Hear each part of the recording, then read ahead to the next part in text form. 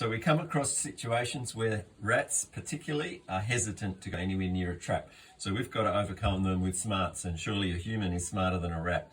So rats always are hungry, but they are nervous about new traps. So the trick that we use is the peanut paste, as we described in a previous video, where we use the most attractive baits that we can possibly come across, and we get them decoy feeding. But the other trick is to remove your carbon dioxide cylinder entirely for a couple of weeks, put out your decoy feeding, they'll come up the trap, they'll empty out what's in the trap. So just for the purpose of this decoy feeding and convincing stubborn rats to come in, we don't worry about using a new bait canister, we'll just top the old one up. So just keep topping that up with peanut paste, keep putting decoy feeding out for about 2 weeks, and then after the baits have been disappearing constantly and consistently, reinstall a new carbon dioxide cylinder up there, and that'll trick them, and that'll get those ones that are really stubborn.